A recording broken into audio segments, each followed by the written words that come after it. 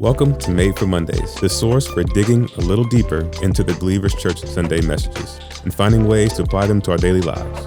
Together, let's take a deeper look and find a way to bring Mondays back to life. Hey everybody, welcome to the pod. My name is Heather. Who are you fellas? Hey there, Heather. It's me, Jamie. Another week. You made it. I'm still here. Yep. Kicking. I'm still standing. That should have been the closing song. Oh, yeah. that would've been really Or good. the opener. Or the Well, opener. and technically But you didn't weren't stand. standing. So, I'm still sitting. That's true. We could have, yeah. I mean, I could have done it for communion. That could have been the first communion song. Yeah. When I get up from the chair. Yeah, that would have been great. That'd be funny. Who are you? Sam's here. Oh, okay. Hello, Samuel. everybody. Hey there. Made it. Guys, it's our 200th episode. Yeah, What? that's really cool. We should do something special. It's too late. We Jeremy, always can you add in like balloons and confetti sounds? Yeah, That'd be great. that would be great. balloons and confetti sounds? What Yeah, sound does maybe confetti like, make? I don't know. I mean, they make sounds, right? I mean, you know the They sounds do? that go along with confetti and Like balloons. noisemakers, the little. Yeah, I mean, Oh. if you see them, if Like you see party confetti, sounds, not Yeah. balloon and confetti yeah, but sounds. I think you could have got to where I was. I don't going, think right? so. Okay, fair enough. It's gonna be that. No way to It's gonna be that describe kind of podcast. Well, we didn't have one last week, so It's we true. gotta Yeah, coming in hot. there we are. We had a couple people that were not happy about I it. know, we did have I got a couple texts. Well, to our couple listeners, Yeah, we're back. and mine was actually just one. It was my dad. I was going to say your mom. It was your dad. Wait, my man, we're Yeah, back. he was like, "What are you guys doing?" I was like, "Well, we were out of town." Just He's hanging like, out. So are you gonna? It's like You're gonna there aren't get it done? I was podcast like, studios probably in next Atlanta, week. right? I mean, there were plenty of studios down there. I know we could have done an 100% could offsite. have. That would have been so much fun. I know. I We can't should have believe been people didn't thinking. ask us. Yeah, really? Yeah, You can't believe that? We just we weren't didn't. lined I up can to be kinda like, believe "You guys that. can record the here this week."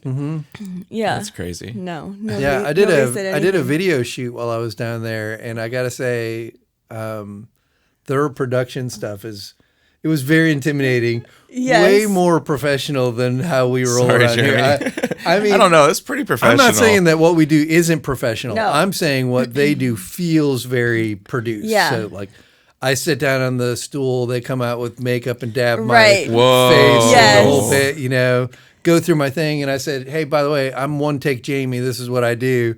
And I get done. They're like, "Let's do it yeah, again." that was okay. But They here's what always you need make to you do it do. again. Wow. Yeah. So I was two take wonder. While Did I you was really? there. You really built it up and said you're one take? I did. Oh my gosh, that would have made Jamie, me so nervous. So confident. Yeah. Well, and the funny thing was, it was for those who don't know. It It's was because you're a prolific writer now. I'm now a published author, and so they wanted to do this video promotion for the chapter thing that I did, and so I get in there, and I'd worked so hard to get ready for my breakout session that I honestly hadn't really looked at. Pause. my This is at the video. Drive conference that we were at. Right, last this is a week. Drive Yeah. conference. So I do the breakout session on Monday, get that behind me, and then Tuesday morning I got to go do this video shoot. And I sit down and I'm like, so what am I supposed to do again? So I was completely unprepared. Wow. Still did it in 2 takes. I love that. Yeah, it was fun. Wait, but why were you so unprepared? Well, I had my breakout session, so I just was didn't more worried remember about exactly. that. Yeah. I got you. They're like, yeah, just kind of like the big idea from your breakout Okay. session, and then a couple of questions. I was like, yeah, I can do that. So, Yeah. yeah, it was super fun. I know that was what.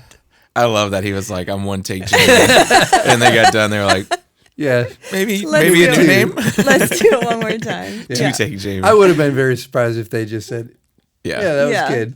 Well, And they it could have been always- their fault too. Maybe they forgot to hit record, and they just wanted to blame it on Maybe. you. And also, like, when I talk about the intimidation factor, it was like several people also. Right. So it's like a there's a whole room team full of people, Yeah. who are And you don't know walking you them, through- and you're and I don't like- know them. Yeah. So it was, Yeah. it was a fun experience. It was good. Right. So yeah, we were at Drive conference. What did you Yeah. guys think about it? Yeah. So Drive, you kind of hit on it in the welcome yesterday. So they do a drive for churches that are part of the network every other year. So this is an every other year kind of thing for us. And it's just so much fun because we know a lot of the pastors already Yeah. anyway because of all the interactions that we have within the network. So it's like a friend gathering. Yeah. It feels We very say, much like it that. almost feels like a family reunion. It really does. Super fun. I was saying we've been to these quite often now that we often talk to a lot of people, but then there's a lot of people you just see. Yeah. And so I'm having trouble when you go, you're like, have I ever like Right. actually talked to that person? Or do I just recognize them because Yeah. I've seen them in passing?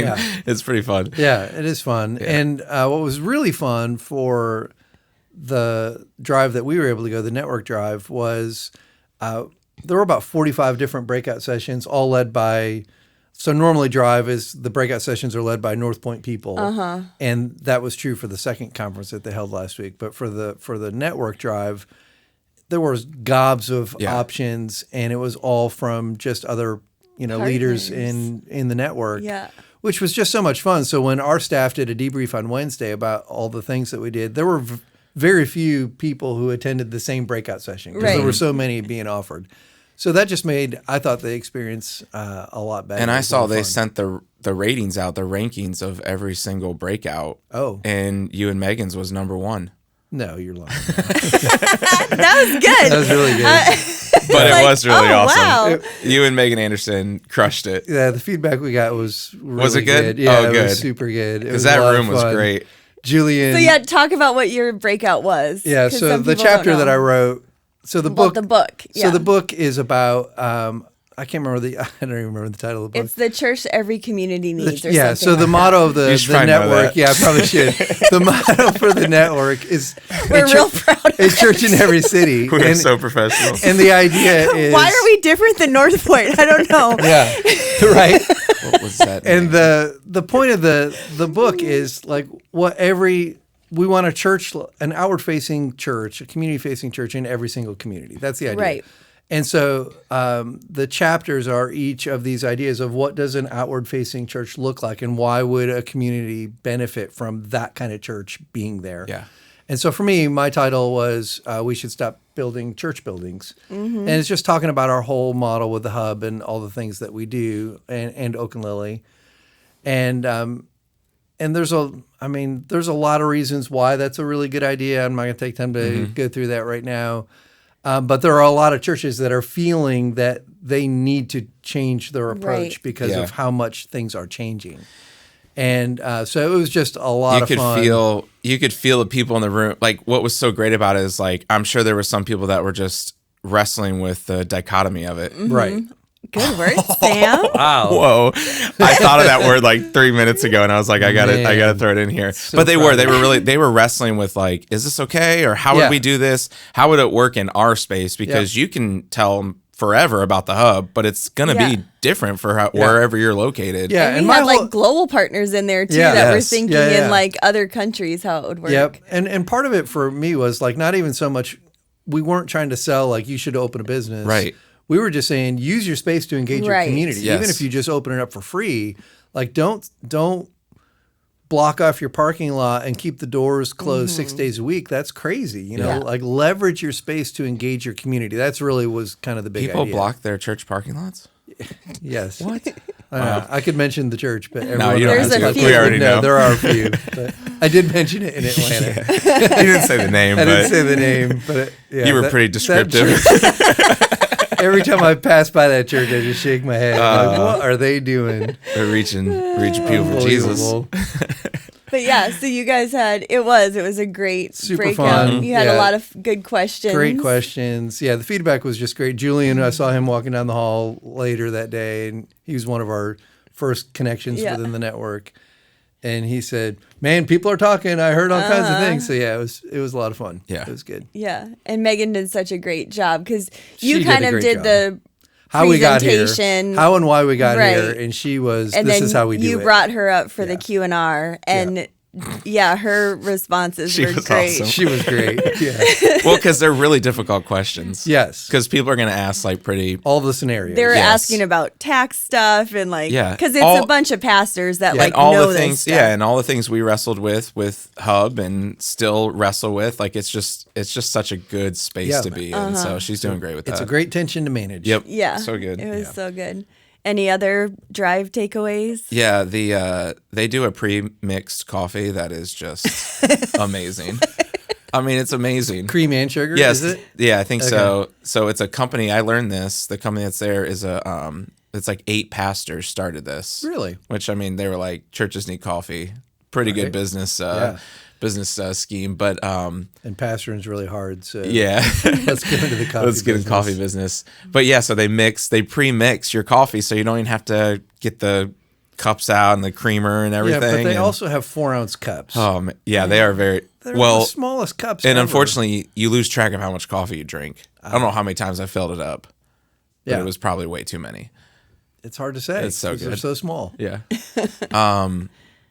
I made a putt. A putt. Yeah, you did. Yeah, you did. Yeah. So, man, talk about the part of Drive is like this whole. They do such a great job of creating this just a great experience, environment. Yeah. this environment as you come into the place. You feel like you're almost at a carnival or something. Well, go ahead. A lot of that is for partners. Okay. So not all of that happens at regular Drive. Oh, okay. And so much fun. Someone told our Kristen, who like organizes all of that stuff for Partner Drive.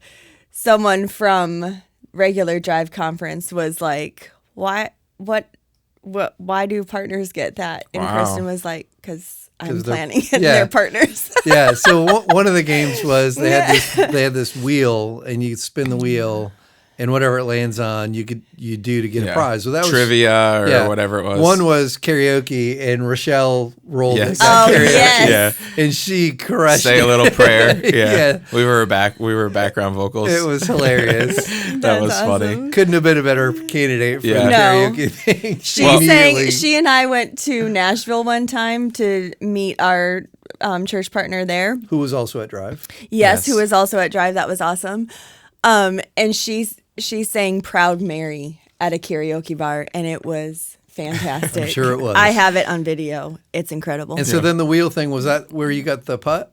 Or No, that it was a like an different thing? extra game, and they were just walking around, and so I was like, fine, I'll do it. Oh yeah, the masters were insisting. I mean, I was like, what am I gonna do? Yeah. Were they like chanting for you and everything? Yeah, it was going. It was super hyped the first time, so I hit my putt and I hit a great putt. It was just speed. I mean, it was pretty good. I mean, I went right over the cup. But this one was the one where you have to it has to be the perfect speed because it just goes up over and has to stay like kind of in the hole that it has. So I missed the first one, but it should have went in. And at that point, I looked up. There were like 4,000 people watching this putt. Wow. I mean, at least, right, Jeremy? I think It was close. Jeremy's shaking his head no. He says 40. Jeremy says 40. I think 40 total times attendance 40. was like less than 2,000. All right, well, 50% were around this next putt. And I was nervous. Jeremy still says 40. I lined it up, buried it. You did.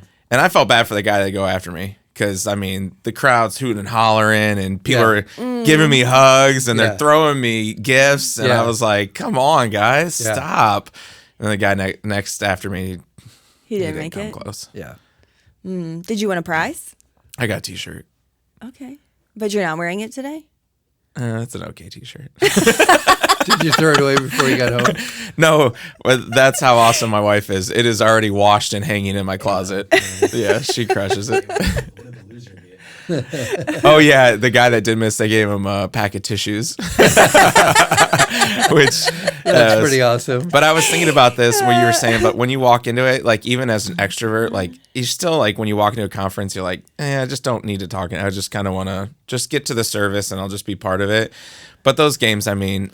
So I'm an introvert, and I did not want to play any of the games, but I will say it was very fun watching everyone engage with it. You know, like even as an introvert, like I had this is probably what happened. My heart rate did go up when I thought I might have to,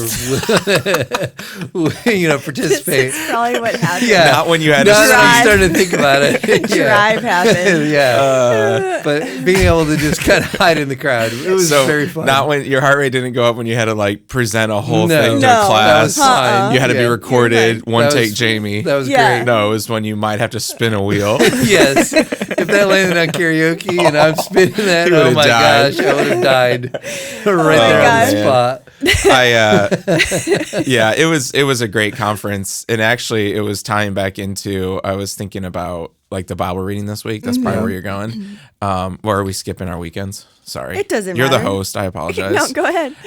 I just really loved Andy's talk, his last talk, which usually by the last one, you're like, okay, I'm like, you've just had so much information. But his talk on Paul, and just, I've been a little bit negative on Paul in the past, even though I know he was a great communicator. He did, of course, amazing things for the faith, but like just some things just kind of irk me sometimes. But I just loved how Andy presented Paul's situation and really what he went through. Yeah. Like it was just unbelievable. It was so good. Yeah. And I related it back to Jesus, the reading today, Matthew 13:14, when he went back to Nazareth. And like, Yes. like just how terrible that experience must have been for him. Like, it's so sad. And Andy and Jamie, you preach on this all the time about like the greatest thing for the faith, if you want to believe who Jesus is, it's the brother James, right? James said that his brother was actually the Son of God. For him to come to that conclusion. But then I think of like all the people in his town that did not believe that. Yeah. Right. And it's just, I don't know, I just felt like the two tied together. And that was probably the drive takeaway. There were so many great speakers, There were but so many. man, that last, just he worked through Paul's life and missionary journeys. It was, I felt like it was a class, like we were in a class, and it was so good. Yeah, it was. It's one of the best drives It was one ever. of the best for sure. The first session with Andy was so great.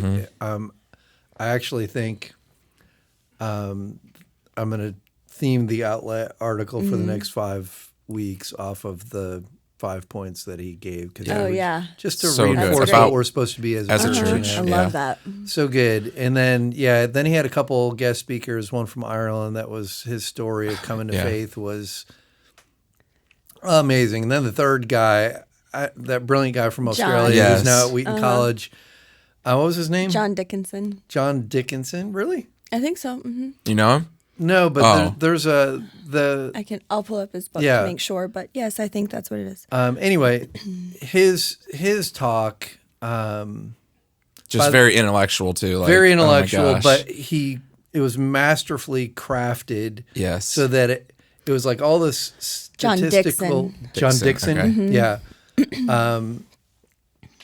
All these, kind of philosophical and foundational ideas, but then, man, at the end, he brings in the emotional zingers, and I was a blubbering mess by the time that talk was done. Andy got back on stage to like close out the service, and he like almost Yeah, he couldn't. couldn't even do he it. was just like, All right, get outta go here. to your breakouts. Are they going to post those talks? Yeah, it's all. Is it on there yet? Available on Oh man, I got to go already. rewatch because he said so many things that I was just So like trying to keep up with. I and so stayed good. for the second drive, Okay. and I was able to go on Thursday and listen to his talk again. And Oh, he I did was it like, again? Oh, that's awesome. Yes. Did it was the, so Yeah, good. the main sessions were the same. Did the Main guy from sessions were all Ireland? the same. Oh, the Ireland guy Yep. stuck around. Okay. It was just the breakouts that were different for regular drive. Yeah.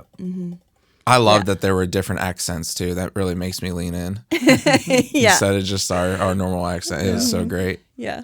I think that's the longest I've ever heard an Irish person speak. And it was amazing. And it was amazing. It was really pretty Like, great. I want to move to Ireland. Right? Oh, I wish I could speak like that. Yeah, it was incredible. When Sam and Jamie and Nate and I vacationed to Jamaica a few years ago together, and Sam got to know this couple from They were from England. Yeah, and Sam was like, They didn't want to talk to me, but I talked to them he just forever. kept this guy talking, and I was like, you have to leave him alone. It's like, just tell me about Stop it. anything. I don't was even like, care what you talk about. I just want to hear it. Oh, they were Kept great. They were on talking. holiday. Yes, that's what they do. Yeah. And I was like, okay, I'm going to start using that from now on. I'm going But on you holiday, haven't. and You now I haven't forget. done that. Thanks, Virginia. All right. What did you guys do this weekend? Sam, Oh, do you man. want to say anything before we get to this one over here? Oh yeah, his is going to be boring. So I did need to make one clarifying statement from a previous podcast. Oh boy. There was a said elder that his name is not to be mentioned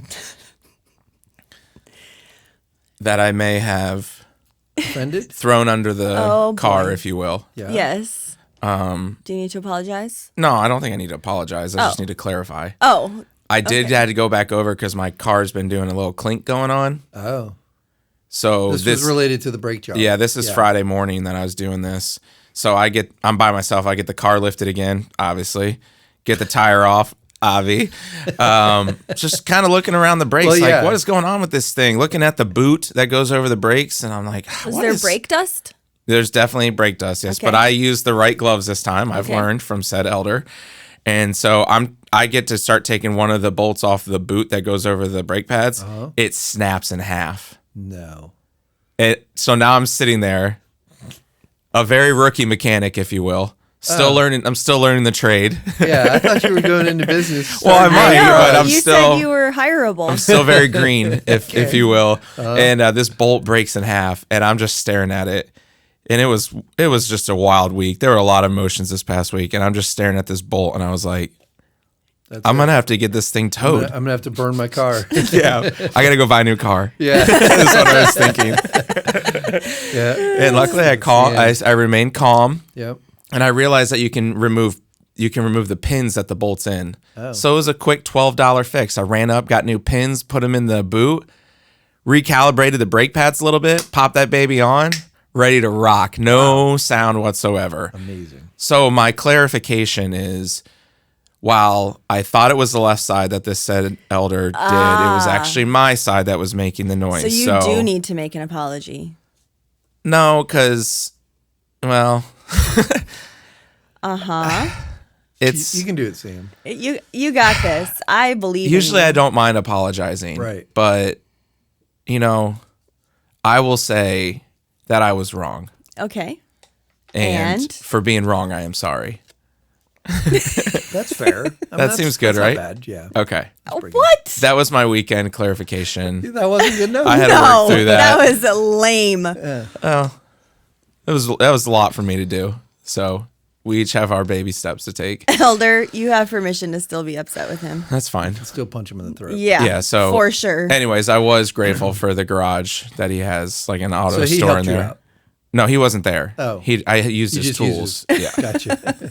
He actually didn't help me out all this time. I think he mocked me through his Ring camera as I'm working. That sounds about right. That sounds about right. Oh, man. Yeah, so I did that on Friday. Okay. I literally didn't do anything this weekend. Good, I was a long week. Exhausted from the week, and it was wonderful. Nate was like telling our kids yesterday, he said, I don't think I have seen her not move like that for a really long time. I was like, I know, and I'm really proud of it. Yeah. And it was an exhausting week. I really love that I did that. So there. Jamie, you had a very boring, uneventful weekend. But if you'd like to share anything about we talked a little bit about your... free to do that. Yeah. So... Your stress. Yeah. While I was in Atlanta, I started experiencing some symptoms of tightness of chest and shortness of breath, which is generally speaking... When you were in Atlanta? Tuesday night, I woke up in the middle of the night. Okay. Struggling to kind of catch my breath. And then went through the day Wednesday. It got a little worse. Maybe 4 a.m.-ish? You were really feeling it? I don't know. Is there That's when I left the house. Maybe that's what it was. Heart pains from Sam leaving. Sam's leaving. Yeah, that's probably what it was. Dude, I would have just stayed for an extra day if that was the case. That's so thoughtful. Man. Yeah, probably was that. Anyways, it could be one of the many. Could have been one of that, yeah. So Wednesday went through the day. I wasn't feeling great. By the end of Wednesday, we were doing staff games. I was not in top form. So Thursday was flight home day, and I wasn't supposed to get home till late, but I changed my flight to get home a little bit sooner. And fortunately, you were able to, I was glad you were able to get on a flight with another staff member, Yes. so at least you weren't going by yourself. Yeah. But it was Lee, so. Oh, gosh. But Lee will show imagine? up. Yeah, Lee. It was great. It was good traveling with Lee. My heart hurts. It would be fine. Lee would have ripped down the oxygen mask and put it on. Lee would have put your oxygen mask on first before his. Lee was great. I was grateful to travel with him and just give him a hard time. So I drove him home. I got home. I dropped my bag in the house and walked right back out the door and went to the emergency room and got admitted. So I spent 18 hours in the emergency room. Because they couldn't get a bed open Because they couldn't get a bed at at OBC. And I was about to check myself out and just say, I'm kind of done. My wife insisted that I follow through. So I did. And I'm actually glad that I did because there was a lot more testing that happened at the hospital. So yeah, I ended up getting released Saturday afternoon. Long story short is I have no idea what's wrong. So I know it's not my heart. My heart's fine. Yeah. And I've got some follow-up pulmonary stuff that I got to do and whatever. And I feel pretty normal. I was telling someone earlier, like I take almost no medication. You take a lot of supplements. I do take a lot of supplements. Have no idea what they finally are. happening. 100% true. Oh, you guys, we haven't considered that. Yeah. Bonnie's been trying Bonnie's to kill behind me. all this. That's what's happening. And you were in Atlanta, so she would definitely be off the hook. For she sent me. sure. She sent a bunch of pills with me. I bet to she Atlanta. did. Yeah, and it would have been someone else's fault. Yep. Yeah. Not mine. I'd already left the house. But that also made it look guilty on me. Maybe all these years I've been talking about how that Yeah, it's finally if caught up. she's trying to get rid of me. Oh boy. Yeah.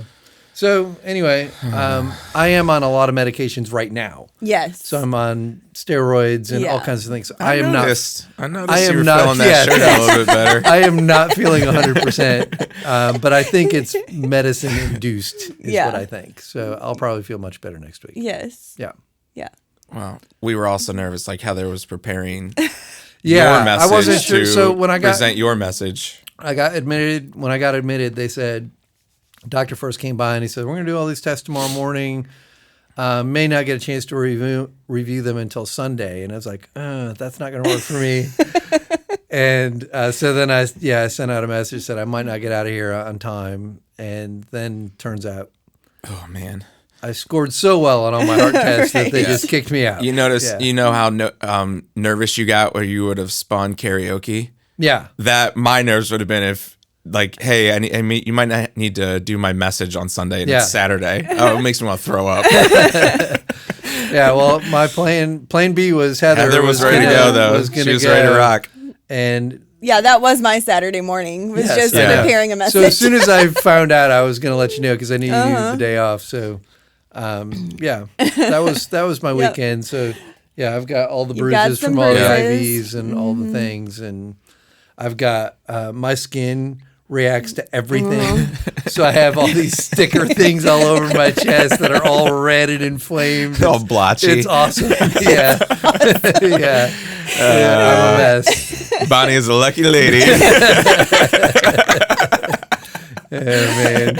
Yeah, and she's still recovering from all her. Right. The two of us You guys, together, this house. we are a mess. Fritz is just like, oh, boy. Right? Right. Someone come Yeah. play with me, Oh, please. man. Exactly. Yeah. Yeah. Well, we're glad you're here. Yeah. And we were telling you all weekend we had texts going and stuff, just that we were so grateful that they were being so thorough Yeah. with everything. They And were. so, yeah, everything. We're just. Which is so ironic because you just had a clean bill of health like I a month 3 weeks ago. ago had my physical. It was one of the best ones I've Like- ever had. And then, That's exactly where they Whammo. want you to be. and then right. Take you out when you're at the Sucker. top of your He's game, leaving things. right? He's floating out of here. All right. Well, let's get into talking about Sunday. Oh, Yeah. that's How probably about? a good idea. So we're gonna kind of tag team the two Yeah. weeks because they are overlap. so intertwined Yep. anyway. And I just kind of didn't really write out questions because they overlap so Yeah. much. So just more. Because you weren't doing anything this weekend. Yeah, because I wasn't doing this Weird. weekend. Truth comes out. Yeah. Because I was like, we're not talking about this stuff. No, but yeah, I guess just talking about being made for this. This was kind of the culmination of this series that we've been in.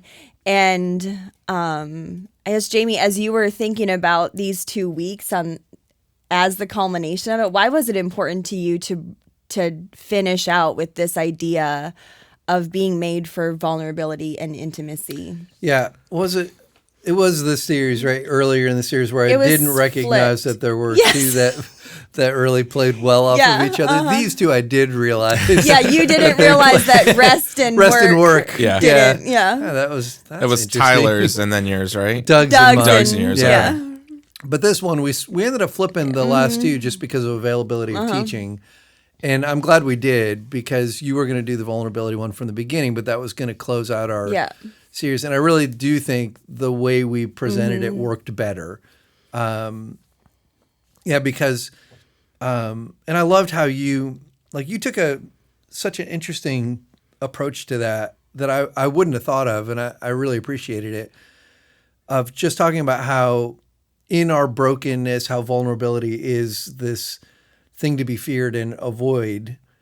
And you did such a great job of modeling how in the original creation account, which is what the series is all about, going back to the beginning, vulnerability was part of God's design to help us to be interdependent with one another and have community and all that kind of stuff. And then this week's topic of intimacy, it's impossible without the vulnerability piece. So it almost would have been backwards to hit on intimacy first. So I'm really glad that you initiated the switch of that, and I'm really glad you did, because I think it flowed a lot better. And I think, and last week's message, your message from the week before was just so, I loved that message so much. And it laid such a good foundation for what I was able to talk about yesterday. Yeah. I think that whole idea to me, when we were first kind of talking through this series and with the vulnerability about it, that was like my feelings, my Heather feelings, not the feelings that I've worked through to vulnerability stuff, but it's like, what do you mean we're made for vulnerability? That just doesn't reconcile with me, initially. And so as I thought about that more, I kept thinking about just babies, right? They're just in this vulnerable state when they come into the world. They're vulnerable, and no one shames a baby them for that, for being vulnerable. We actually were oh. Yeah, we're this is the best, And so that's kind of where my thought process went initially, was why is that? Why, what's good about that? Yeah. And so then just thinking about the garden, that's the vulnerability that we all have with God initially, is just our need for him really is the vulnerable space that we are in. And then how our relationships, and that's been touched on, I feel every week of the series, just our need for relationship and how that is how we were ultimately created. So that was, just really... It's, once again, I was thinking the teaching team was just amazing that you guys set it up this way. I don't think... Maybe you did say I didn't know you guys switched weeks, so that was really great. Yeah. Because, Jamie, you started yesterday, and giving a description of what you meant by intimacy, I thought was just so good, because we immediately go to the sexual side of intimacy, because that's just the way that it's been defined lately. And I just thought it was interesting because... Heather speaking on vulnerability the week before, and I know this was said throughout both of your messages, but you can't get to how you defined intimacy without being the vulnerable state. Right. And it's just so interesting that for me, I'm trying to find that when I go through seasons of life that are a little bit tougher, you immediately want to shut down and you don't want to say those things, Heather, you taught on that. And maybe that's why the Cry Fest that is Sam of 2024 right now. I think that's just interesting because it's happening. When you allow vulnerability, it moves you so much more. Even in me and my wife's relationship, we'll be married 19 years this month. And I don't know if we've been more vulnerable than we have over the last 2 years. Yeah. And I don't think I realized what was happening, and now this series hits, and it's we're just being more vulnerable. I think it's for my, I'm opening up more and being more transparent instead of just we'll just get through this stuff, right? And it just leads to such better non-sexual intimacy, if you will. It just Anytime you can say sexual on the podcast, man, it is just. I think you should run with it. Oh, it's so good. Yeah, just run with it. Yeah.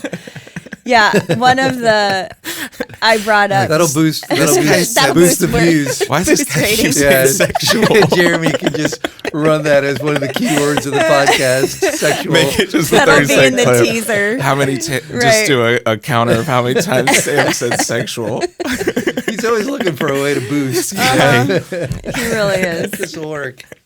One of the things that I learned a lot in getting to a place of like actually liking some vulnerability stuff, along with like what you're saying, Sam, is just some of the work that Brene Brown has done in this space. And she is not a Christian author, and she uses bad words sometimes and all of those things. So just so people know that if they start reading her books. But her books are so good. But they are so good. And her leadership development stuff too is just excellent. She's got a Netflix special. She it's does. Worth watching. Yes, it is worth watching. Just prepare yourself. Yeah. But she says, and I use the quote, empathy is a choice, and it's a vulnerable choice, because in order to connect with you, I have to connect with something in myself that knows that feeling. Yeah. And that's the kind of thing, too, that ties right into that intimacy space, because like in order to be empathetic, I have to be vulnerable, but then to be vulnerable, that's that next step is into intimacy with someone. And I just, that you pointed out that, the hardest person to be vulnerable with is yourself. And like when you first hear that, it almost sounds like nonsense. Because I mean, how could you not be vulnerable to yourself? And yet for the last 2 years, as I've talked with a counselor through stuff, one of the biggest things has been like, like, what is going on inside of you as that's going on? And my inability to put my finger on anything is a sign that I'm not being vulnerable to myself, which is pretty interesting. And some of it is like our own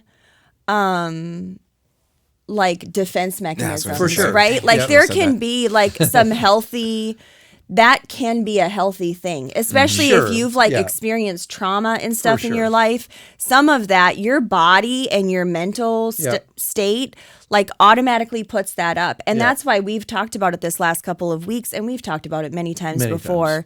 But like counseling is so important if that's some of your story. Yeah, you can't rush into some of this territory. Go to that space, right? It's almost dangerous. It is dangerous, for sure. And so I think that's so important to bring up. Like, you're not doing that necessarily just to be hiding. Like some of that is because your body, the timing in your life that's kind of, you're wrestling with that. Your body needs to do that for you. But I think too, I think that's true. But I also think part of it is true is just in our fallenness and in our brokenness, we have a tendency to just hide and cover and not allow ourselves to be seen or even to see ourselves. I mean, that prayer that you highlighted in your message. The Psalm 139. Yeah, the Psalm 139 of Search Me, O God. Our in our brokenness, that's not our default. Right. No. Right. So I think that's also a big piece of that. So. Yeah. We always pray like soften our hearts. Like we say that. It's kind of like a normal language thing. But the idea behind that is the fact that like if you continue to not choose intimacy or choose to not be vulnerable, like your heart starts to harden. Yeah. And then you don't even like, your brain doesn't even realize that is just how you're living now. And you can get into these months or years cycles where you're just like, you haven't even opened and shared about anything, and you just think that that's normal. Right. And it's like, that's not normal. That is not a normal thing. Like you need these companionships that are not just like, let's go hang out at a game or let's go, go to dinner. Like you need deeper level of that stuff. And I know like in my friendships, this is like past, if we can use Jamie's definition of intimacy now and not the weird one. Sexual. Yeah. Don't whisper it. That makes it worse. Was that? I thought it might be better. Okay. I don't remember what I was going to say. Your friendships. No. Yeah. So like even in my friendships, not just like in your married life, you can easily just like stay on that surface level. And it's so easy, especially as guys, to do that because I don't know what it is like for women, but for guys, like you could just stay on that. But in the past, like several years, several of my core friends have went to that next, and it's changed everything because now there's accountability. Now there's just real talk, and yes, you still have fun on those things, but people like they know you, like they know what you're thinking, they know what you're going through, and they can't make it all better. But it, for whatever reason, you guys have both preached on this. It lifts something off of you. Yep. And I swear that it makes your relationship with Jesus better. Like it opens up lines of communication that you just weren't seeing before. Yeah. So that's like soften your heart. That kind of thing. That's why we say that. You bring up like the friendship thing, Jamie. You in your message yesterday walked us through a part of a book that's been really impactful for you, and you're not even done with it yet. 53% of it. But it's been so great. I've been in several meetings with you as you've been like plotting through this book, and you bring it up a lot. So I'm like, I know it's been so impactful, really, but it's good. How to know a person, the art of seeing others deeply and being deeply seen. And the part that you shared actually went through just a lot of statistics, but the statistics were so powerful because it was talking about that, like how we've retreated from in the past several years relationships. Yeah. Mm-hmm. And part of it is like just the cultural norm that has happened. Part of it was from pandemic stuff and like what we've seen happen because of that. But yeah, do you want to kind of talk through any more of that today? Yeah, just to say like that when I got to the first section of part 2 of that book and he walked through all of that stuff, I about highlighted every word of that first chapter of the second section because I was just like our cultural moment right now, like they're all so interplayed with one another. Mm-hmm. So like the toxicity of our culture we can clearly see. But I've never really made the connection between the toxicity of our culture and the isolation of our culture. Yeah. Mm-hmm. And so the loneliness piece, like he says, loneliness leads to meanness. And like I never really made that connection. So like what's happening is as we withdraw, we're having less human connection with one another. So we're not seeing people as humans. We're seeing them as opposition. Mm-hmm. And so then we can lash out at people. That's why you can get into a fight when you only get 5 chicken nuggets instead of 6 because you've just so dehumanized people that like your reactions are totally out of proportion to what reality is. And it's because we are just isolated and withdrawn and disconnected from each other. And so it's raising the toxicity level in our culture. But then, we've heard all of the stuff around mental health and the rise of depression and suicide and all of those kinds of like all of it together is one big piece. Like I've often thought of it's all these series of things, but they're really interconnected. And he just did such a brilliant job of pulling that out and giving us a snapshot. And the good part of that for me was if you can see that and you can identify that, then you can identify a remedy to it. Mm-hmm. Right. So like we don't just have to like I might not be able to fix our culture, but I can fix my personal culture, by taking steps to connect with other people more deeply. And at least in my circle, it gets better. Yeah. And if we can do that as a church community, like that becomes a pocket of our entire community that gets better. So like I just felt hopeful as I'm reading through that, I feel like there are steps that we can take that can reverse some of these, what feel like overwhelming trends that are unstoppable in our culture, but we can create pockets of communities that we were made to participate in by God and at least reverse those trends here. Yeah. Yeah. That stat that said it got down to like 2.5 hours max that people are spending with like relationships or friends. Yeah. I was like, we had talked about that just with family dynamics. And that was one of the things that was like, that's not just happening in my home or this home or that home. That's just across the board what's happening. It's startling. Yeah. Yeah. You also brought up another book that we've talked about before, The Body Keeps the Score. Yeah. Which is also so good. One of the breakouts that I went to at Drive referenced The Body Keeps the Score. And then there's another book that he said is like The Body Keeps the Score light. So I'm going to have to pull that up. Yeah. But he said it's just a little bit easier to get through, but a lot of the same principles and stuff. I just like saying the author's name, Vanderkolk. Yeah. It's just really and isn't their first name like Beeson or something like that? Yeah. It's a great name. But in that section, you said that pain that's not transformed gets transmitted. Yeah. That's a different version of hurt people. Yeah. But I love that. It's so just good. so That's good. like a smarter version. Yeah, it is a of smarter hurt people, hurt version. people. Smarter of that. version Yeah. of that. Yeah. So if you don't allow pain in your life to be transformative, if you don't see redemptive potential from it, it just becomes something that you channel to the Yep. next people. Yeah. Yeah. Doc Hager was elbowing me because she loves that book. Like that's Oh, is that right? that's been a book she's been reading a bunch, and they've been Doc using Hager. it. Yeah, they've been using it at their school because Yeah. like even like within a teacher setting, like there's a lot of hurt that goes on. There like people is. says something or this or that. Yep. It's the same as any other probably business technically, For but sure. it's just I think it's a little bit heightened there. So that book has really been like if you don't address it, if you don't try to take that pain and transform it to something like it just turns into Yeah. just wicked. Like it just gets nasty. Yeah. It becomes toxic Yep. in you, and then Yes. that spews out to others Yeah. for sure. Yeah. So after you kind of set the stage with all of that stuff, you took us into John Yeah. 21 Yeah. and talked us through Peter's story. And Old Pete. that story, It gets me every time. I know when you got to the end of it, which we'll get to in a minute, but I was like, yeah, it gets me every time too, Jamie. Yeah, it does. But yeah, can you just kind of talk through that a little bit? Like what's going on in Peter's life at the beginning of that story? So, at the beginning of John 21 is at the backside of crucifixion and resurrection. Peter had already, failed Jesus by denying him. He felt shame because of his failure, which is the result of, that's the beginning of loss of intimacy. Because when you feel shame at what happened, then you go into hiding. And so he hid really from the other disciples. He also was hiding from God himself. He goes back fishing, goes back to his previous vocation. I loved you pointing that out.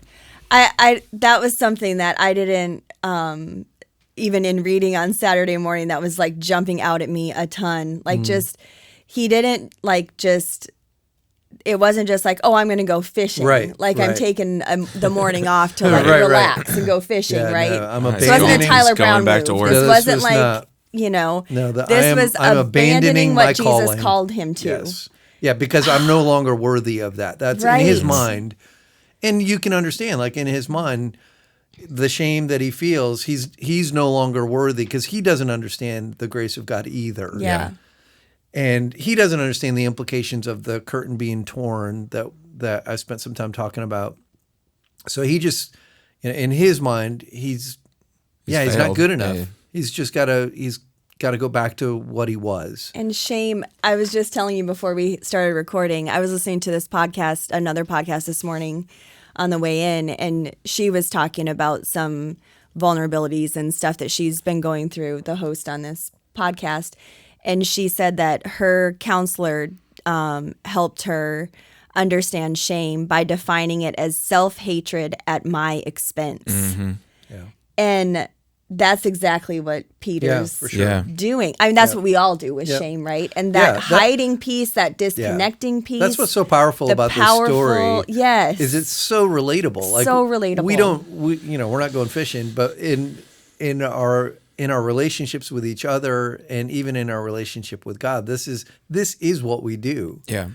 And so he loses intimacy with God because he's now hiding. He loses intimacy even with the other disciples because he could have processed with them what happened. Man, I really blew it. This is what happened. They could have talked about it. It was kind of like what I said earlier, like around the Passover table. Like, I'm afraid. Yeah, if Peter would have just said, instead of projecting a version of himself out there that he wanted others to consume, and just said, man, this is really scary stuff. You wonder, like, could the whole story have turned out differently, But he was unwilling to be vulnerable enough to take that risk. And the result was he ends up in this shame cycle.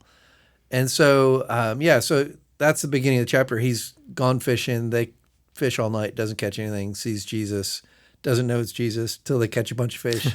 And then, jumps out of the boat and runs to Jesus, which is such a powerful... that's almost the part that gets me. he's ashamed, and yet Yeah. he's so drawn to Jesus that in that moment, his love for Jesus is greater than his shame. Yeah. And he goes to him. It's just, It's so good. so good. I was thinking, I'm really glad you said that about the shame, because I think I've always read that as like Peter left in this sense of like he didn't believe in Jesus anymore. Yeah. Like, oh, I don't believe this. But I always thought, like, how could you have seen what you saw, Yeah. Peter? How could you experience that and not believed? Yeah. But the jump And out it's of the not. boat shows that's not what's It's not. going on. He right. he fully believed. He was just Yes. so in shame, and we Yeah. all have felt that way. Like Yeah. we don't deserve what he just Yeah. witnessed Jesus do. Yes. He doesn't deserve it, so he leaves, and Jesus shows up on the beach. Yeah. and, Yeah, you even talked about that with like Yeah. people leaving the church Yeah. and people. For sure. yeah, not wanting to come back because Yeah. they think this or that. Yeah.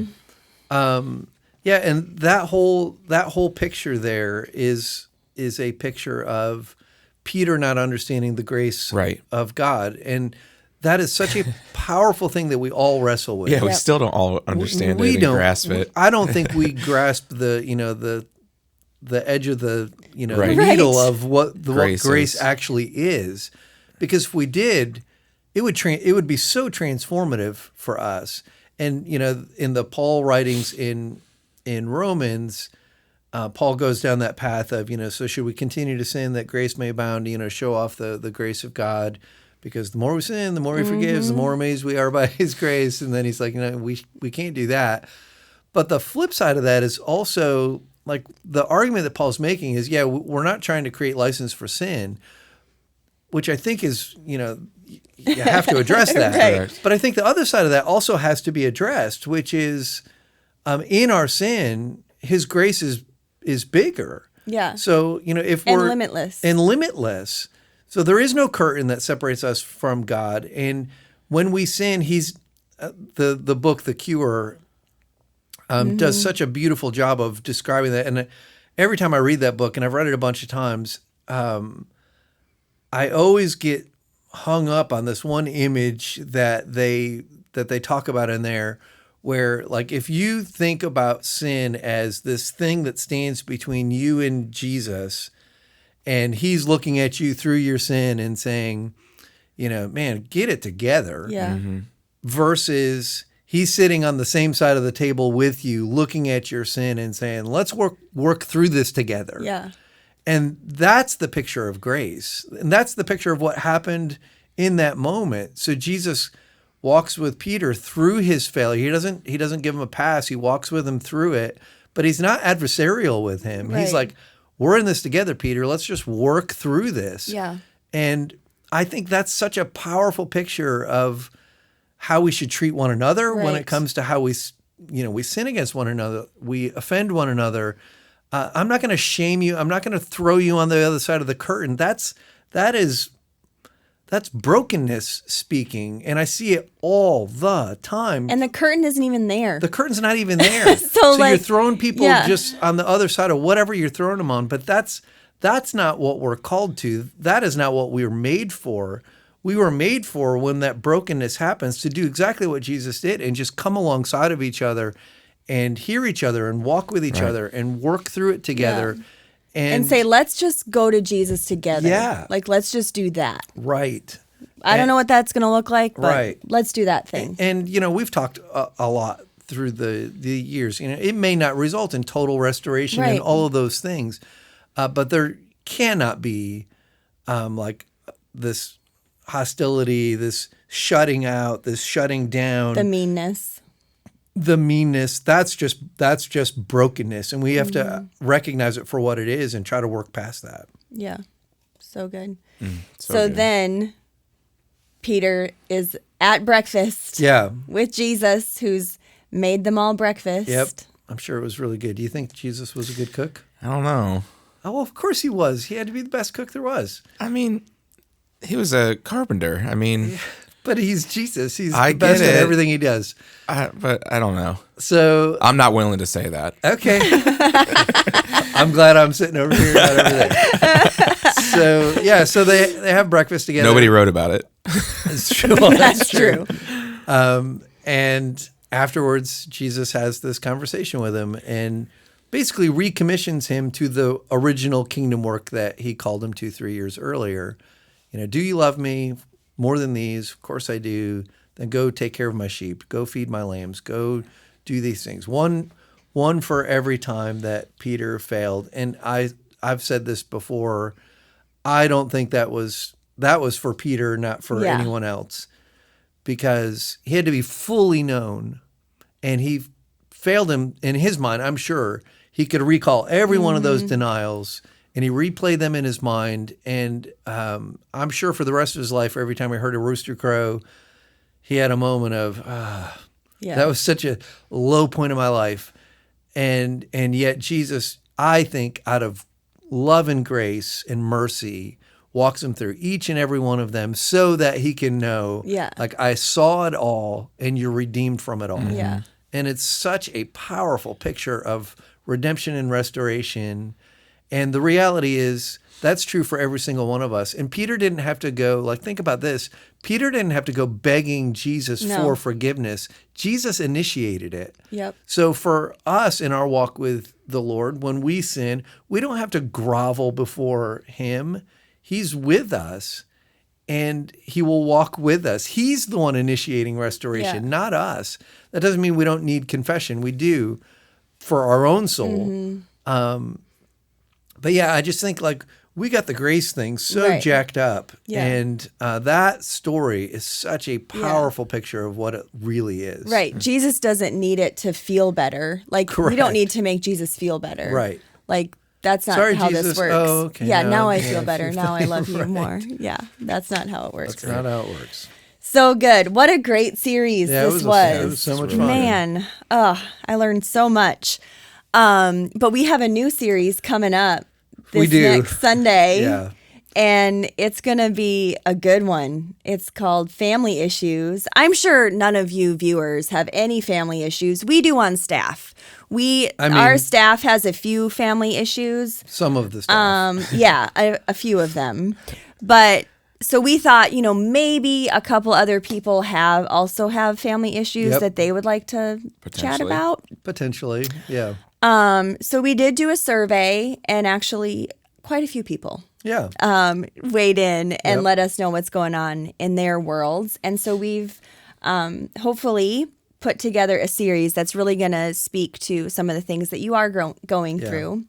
So do you want to touch on that a little bit? Yeah, there's a teaser. So there's a lot, and but we're going to be talking about everything from marriages that are strained to adult kids who are wandering from faith to singleness, a little bit of divorce, remarriage stuff, busyness and schedules. How do we maintain any kind of balance in our families? Because that's a continuous problem.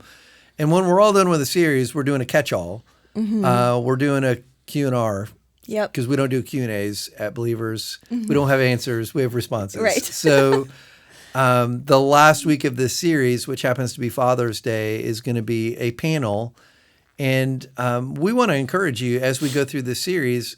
For one, we already have some questions that we're not going to get to in a standalone Sunday. So some of those we'll just get. But as we go through this, if other questions kind of surface because of the teachings that we have, send your questions in. You can either send them to the podcast, Made for Mondays at believerschurch.org, or just questions at believerschurch.org. And those questions will come in, and we will put together just a great panel. Yep. It'll be very interactive. And we want this to just be as practical and helpful as possible. God's design is that families thrive, and that's easier said than done. Right. Yep. Yeah, that's right. Well, we hope until then that you will have a great week and that you'll join us on campus this Sunday at 9 or 10:45, or you can always catch us on YouTube at 1 o'clock. Thanks for being here, friends. Go and be love.